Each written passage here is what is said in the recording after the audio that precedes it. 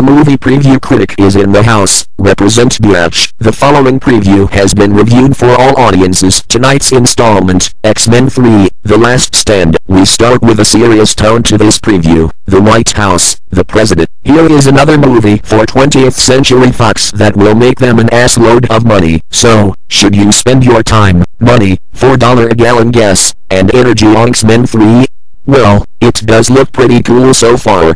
It has all the great mutants we've come to love and hate: Magneto, Storm, Wolverine, Xavier, Jean Grey, Rogue, Beast, Mystique, Iceman, Shadowcat, Angel, Pyro, Porcupine Face, Cyclops, and the badass Juggernaut. So, there's going to be great action and special effects, we can be sure of that. Enjoy the destruction of the Golden Gate Bridge, enjoy the mutant powers, enjoy sitting in a packed theater with hundreds of other people enjoying it too. Here's the movie preview critic's recut preview, in order of how the story will most likely go. Magneto breaks Mystique out of prison, while being transported by truck. Meanwhile, Jean Grey has metamorphosized into the Phoenix, which basically means she has super-duper mutant powers. Here, Cyclops searches for her, finds her and gets laser blasted as a thank you. Wolverine and Storm find Jean and bring her back to Xavier's lab. In the lab, Xavier whispers in a serious tone to Wolverine, "This is a grave situation." Mental movie note: if a character in a movie whispers, it means the situation is serious. So Jean Grey has electrodes on her forehead, and sweats all the time. Meanwhile, a mutant named Angel is being used by a drug company to create a cure for all mutants. During the testing, Angel escapes and goes somewhere, maybe a ecstasy-fueled all-night rave. He does have the outfit for it, he just needs glow sticks. And elsewhere, Magneto is organizing a mutant army to start a war with the humans and is trying to find Angel, because, as one of his employees tells him, yes, in a whisper, he's more powerful than you. Which makes us wonder, shouldn't Magneto find a healthier way of dealing with his anger? Maybe talking to Dr. Phil would help. But, that probably wouldn't make for a very exciting movie. So, Jean Grey feels something is wrong, and she tells Wolverine, "Please, kill me."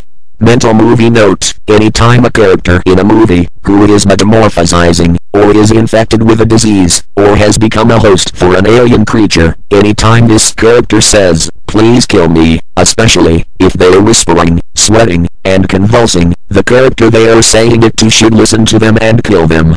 But, that wouldn't make for a very exciting movie. So, Wolverine doesn't kill Jean Grey, she escapes and joins Magneto. Meanwhile, a melodrama between Iceman, Rogue, and Shadowcat develops. Looks like there's going to be some boo-hooing from Rogue, crying about how she can't touch or kiss the man she loves.